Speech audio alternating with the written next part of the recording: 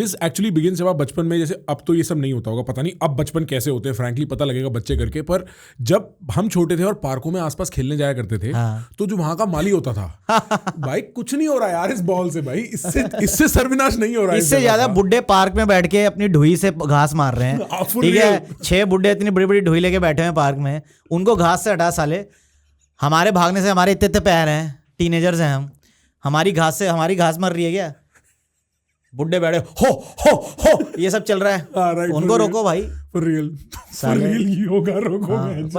पर बुड्ढे को नहीं कुछ कह सकता ना वो, क्योंकि वहां पावर नहीं चलेगी। हाँ, क्योंकि वो पैसा दिया मेंटेनेंस का, माली हटवा देंगे, वो चेंज करवा देंगे। ओए कहाँ से आया तू, C2B के पार्क में था ना, रुक मैं तेरे को हटवाऊं। बस वो सॉरी बाबूजी आप जो बोले, हम बाबूजी नहीं बन पाए ना अभी तक, हमारी पर्सनालिटी बाबूजी वाली है नहीं हमारी पर्सनालिटी। आपने लास्ट टाइम डकारते हुए हरिओम कब बोला था? नहीं, डकार तो मैं बहुत मारता हूँ, हरिओम नहीं बोलता हूँ, पर अब मैं उस जोन में आ गया हूँ थोड़ा सा, थोड़ा सा, फिर मैं सॉरी मैंने सॉरी बोलना नहीं सीखा अभी तक। नहीं, मेरे डकार बड़े हो गए हैं, एसिडिटी की प्रॉब्लम है एक्चुअली मुझे। भाई ये गुप्ताओं में रहता है भाई, जैसे उम्र बढ़ती चली जाती है ना, हमें एसिडिटी की प्रॉब्लम। नहीं, मेरे तो मम्मी की तरफ से जेनेटिक है थोड़ा, गट इश्यूज मेरे पापा की साइड से है। अच्छा, पर तू बनिया वाला गुप्ता है ना? हाँ। नहीं, मैं बनिया वाला गुप्ता नहीं हूँ भाई। ऐसे कौन से गुप्ता होते हैं? ये हमें भी नहीं समझ आया था बहुत साल तक यार। हम ना हिमाचल से हैं। हाँ। और अब मैं क्या समझूं, जैसे कुछ, तुम कहाँ के हो भाई? हमें वृंदावन साइड से। हाँ, यूपी से हो ना तुम? यूपी से हम, बिल्कुल। तो जैसे यूपी के जो बनिया होते हैं वो एक टिपिकल तरीके का उनका सब होता है, रिचुअल्स, बिल्कुल टिपिकल रहता है। हमारा कुछ भी वैसा नहीं है ना, हमारे घर में खाना बनिया वाला बनता है ना, हमारी शादी वैसे होती है ना, हमारे रिचुअल्स वैसे हैं। तो हिमाचल साइड पे महाजन कायस्थ, गुप्ता ये सब होता है। तो हम लोग कहा जाता है, मेरे दादाजी से मैंने पूछा भी था एक बार कि आप गुप्ता लगाते ही हो? कह रहे हम महाजन लगाते थे, फिर किसी ने गुप्ता लगाना शुरू कर दिया। जैसे मेरे कजन है वो महाजन है। अच्छा, ये बट काम बनियों वाला ही करते थे महाजन भी, कि वो सूद पे पैसा देते थे।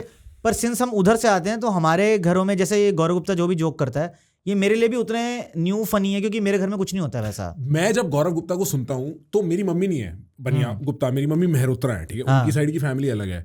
मैं अपनी पापा की साइड की फैमिली बिल्कुल रिलेट मार सकता हूँ गौरव गुप्ता की बात। अच्छा, आप नहीं कर पाते? कुछ रिलेट नहीं कर पाता, पर मुझे मजा बहुत आता है गुप्ता देखने में। बट हमारे घर में वैसा कुछ नहीं होता। हमारी शादी, हमारे त्योहार, हमारा कुछ भी। आपके यहाँ कचौड़ी पूड़ी नहीं है चलन? कुछ नहीं। अच्छा, हिमाचल में कहाँ से? पालमपुर से हो क्या? यार वैसे हम कांगड़ा वैली से हैं, मतलब अलग अलग जगह कांगड़ा से हमारे रिश्तेदार हैं ये सब। सुजानपुर में भी हमारे कुछ रिश्तेदार हैं। तो आप पहाड़ी हुए? हाँ, हम पहाड़ी हैं यार, बस मैं रहा नहीं हूँ कभी हिमाचल में। क्रेजी। तो इसलिए मैं ऐसे, फिर आप भी ऐसे बात करते ना, ये वाले पहाड़ी नहीं होते भाई। ये वाले पहाड़ी नहीं होते क्या भाई जी? हम तो जब जाते हैं मनाली हमें ऐसे ही मिलते हैं ना भाई जी। तुम्हारे को जो माल बेचते हैं ये सिर्फ वो ऐसे बात करते हैं भाई जी। मेरे को ऊपर से लेके भी तो आना है ना फिर बाद में। नहीं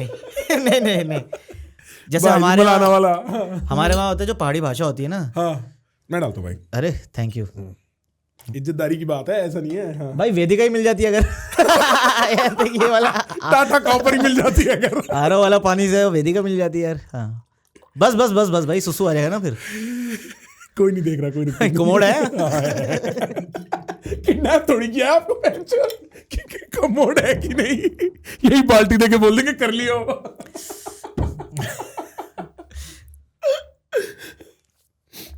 तो हिमाचल में क्या होता है कि जो सारी वैलीज की ना, उनकी पहाड़ी भी अलग अलग होती है। कि मंडी वैली जाओगे तो, कुल्लू वैली जाओगे सॉरी तुम, तो वहाँ अलग स्टाइल ऑफ पहाड़ी बोला जाता है।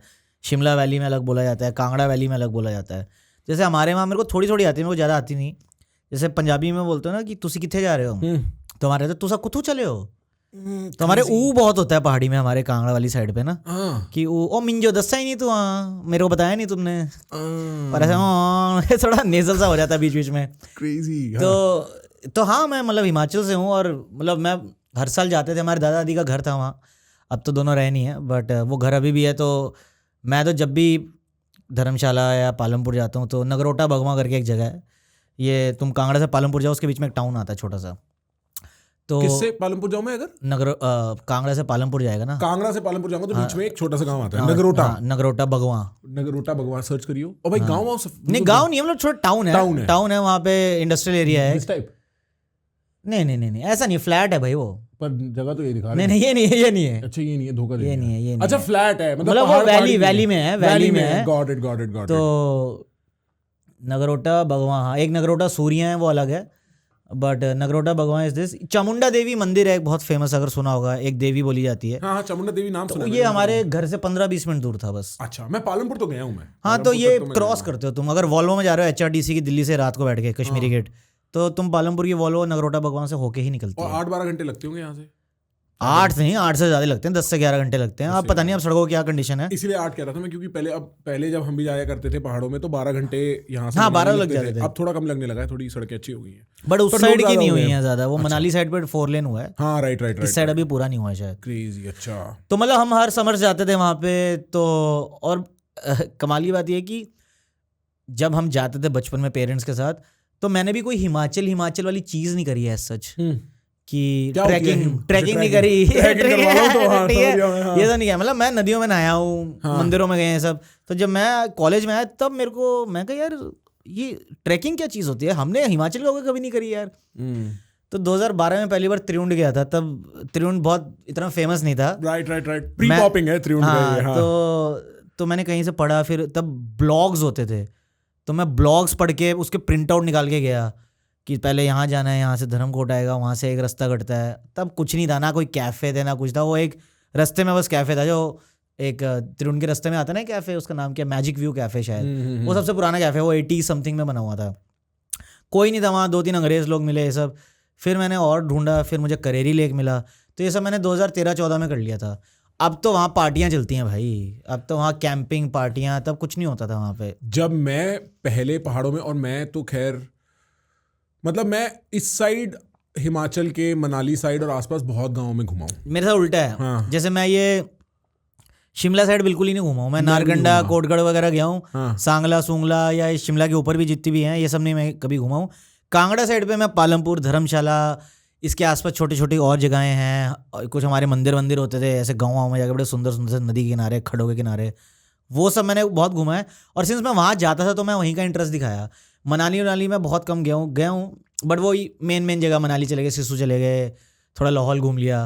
बट वहाँ मैंने सेल्फ एक्सप्लोरेशन वाला ज़्यादा वो किया नहीं। मैंने मनाली के आसपास सेथन, ग्रहण, इस टाइप के बहुत गांव करे हैं जो, और उस टाइम मेरे को शौक होता था ट्रैकिंग का कि 6-8 घंटा कहीं चल के जाएंगे और ऐसी जगह जाएंगे जहाँ पे मतलब इलेक्ट्रिसिटी वगैरह, क्योंकि सेथन मेरे को याद है मैं पहली बार गया था, ना फोन सिग्नल ना इलेक्ट्रिसिटी, और भाई बिल्कुल ना नीचे मनाली दिख रहा होता है। अब तो ग्लैम्पिंग रिजॉर्ट बन गया ना वहाँ पे, ग्लैम्पिंग को तब वो चालू नहीं हुआ था ग्लैम्पिंग को।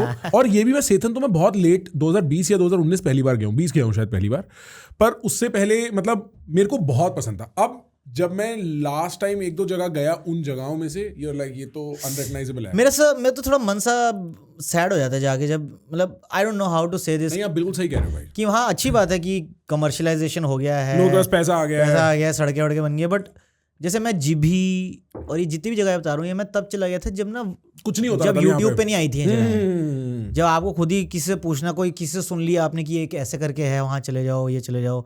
तो मैं तो बड़ा लकी मानता हूँ कि मैं तब घूम आया है जगह। अब तो मैं जाता हूँ, मेरा मन सा ही नहीं करता है। और ऊपर से मतलब एक चार्म होता है ना कि ये शहर है, ये नदी है, आप खुद चल के जाओगे कहीं, कोई स्पॉट ढूंढो। अब जो स्पॉट थे वहाँ कैफे बन गए हैं, या वहाँ होटल बन गया है, या वहाँ रिजॉर्ट बन गया है। आप कसौल की हालत भाई किसी को पता हो तो भाई क्या हो गया है उसका। मैं तो आई थिंक 2018 के बाद कसौल गया ही नहीं हूँ। मैं भी नहीं गया हूँ 2020 के बाद, मैं 18 के बाद मैं फर्स्ट टाइम खीरगंगा गया था 2018 में। क्या ट्रैक हुआ करती थी वो। नहीं, तब भी मैं बड़ा शौक हुआ था क्योंकि हम ऊपर पहुंचे यार। हाँ। तो मैं और मेरा दोस्त था, तो मैं और एक मेरा दोस्त है दिनेश, वही मानता था ट्रैकिंग के लिए, तो हम दोनों जाते थे। और एक बार हमारी करेरी में मौत होते बची थी, करेरी लेक में। भाई हम भटक गए, बारिश शुरू हो गई, कुछ नहीं था उस टाइम, कोई लोग गाइड वुड कुछ नहीं, इधर से पानी आ रहा है, नदियाँ सब ऐसे, और रात हो गई है जंगल में। फिर हम एक झरने के बीच में खड़े हुए थे एक पत्थर के ऊपर। क्या बात कर रहे हो यार, ऐसा हुआ। ठीक है, मैंने करेरी ढूंढा था, वही ब्लॉग पढ़ गए, तो हम पहुंच गए किसी तरह। तो अब तो मैंने सुना है कि करेरी विलेज है एक, और करेरी लेक ऊपर होता है। ठीक है, तो पहले तो करेरी विलेज तक पहुंचने के लिए भी एक एफर्ट होता था। पहले घेरा करके गांव तक बस जाती थी, वहां से आपको। ये किस साइड है करेरी? ये सब तो बेसिकली जो धौलाधार माउंटेन्स हैं, हाँ। जिसके इस तरफ त्रिउंड है, हाँ। उसके 1-2 पहाड़ की इस तरफ करेरी है। तो ये सब धर्मशाला के आसपास ही है। वो वाली जोन में। ठीक। तो अगर तुम करेरी से जाओ तो उसके सामने एक पहाड़ है, उसको पार करके तुम त्रिउंड भी जा सकते हो। अच्छा, ठीक है, समझ गया। और करेरी के ऊपर प्रॉपर धौलाधार शुरू हो जाता है, जहाँ पे और लेक्स हैं। तो मतलब वो धौलाधार के अच्छे लेक्स हैं, वहाँ लोग जाते हैं प्रॉपर, वो अपना रस्सियाँ वस्सियाँ लेके और वैसे वाला क्लाइंबिंग वाइम्बिंग का सामान लेके। ये करेरी त्रिउंड है, करेरी लेक है बेसिकली। अच्छा, दिख गया, समझ आ वो गया। करेरी, वो दिख रहा है छोटा सा लेक है, समझ गया ये लेक है करेरी। और इसके ऊपर ये आप अगर इन धौलाधार माउंटेन्स को क्रॉस कर जाओ तो आप चंबा वैली पहुंच जाते हो। तो ये जो धौलाधार हैं ये कांगड़ा और चंबा वैली के बीच में पड़ते हैं। क्रेजी भाई, और एक एक वैली ऐसी सुंदर रहती है ना, मजा आता है देख के। हाँ तो भाई अब करेरी में डूब नहीं गए तो हम करेरी विलेज पहुंचे और वो प्रॉपर ऐसा चल रहा है कि हम नीचे खड़े हैं पहले धर्मशाला बस स्टैंड के पास, तो एक बस जानी है घेरा गांव को, वो आ नहीं रही है। फिर एक अंकल मिले बुड्ढे से, कह रहे कहाँ जा रहे हो? मैं कहा हमें करेरी जाना है। कह रहे हम करेरी रहते हैं, हमारी गाड़ी जा रही है शराब से भर के। Great opening uncle, let's fucking go. कह रहे गांव की गाड़ी गांव की गाड़ी जा रही है शराब से भर के, तो तुम भी उसी में बैठ जाओ। फिर घेरा गया, हम तुम्हें करेरी तक ले जाएंगे। मैं कहा परफेक्ट हो गया अंकल ये तो। भाई रात को ले जाके मुजरा तो नहीं करवाया आप लोगों से? नहीं यार, वो लोकल्स थे, वो हिमाचल के अच्छे होते हैं, ठंड से बचने के लिए शराब पीनी पड़ती है। तुम लोग गलत समझ रहे हो यार, हैं? Just the opening line कि भाई अरे वो थी, वो हाफ टेम्पो हाफ गाड़ी नहीं होती, तो पीछे पेटियां पड़ी थी और आगे 6 सीटर में हम 7-8 लोग ऐसे बैठ गए, ठीक है। और तब वो सड़क भी पक्की नहीं बनी थी, अब तो पक्की सड़क बन गई करेरी विलेज तक। तो वो कच्ची सड़क में गए और उधर इतनी बारिश हुई थी कि बीच में एक झरना आ गया था, तो वो उन्होंने कहा यहीं उतरो सब।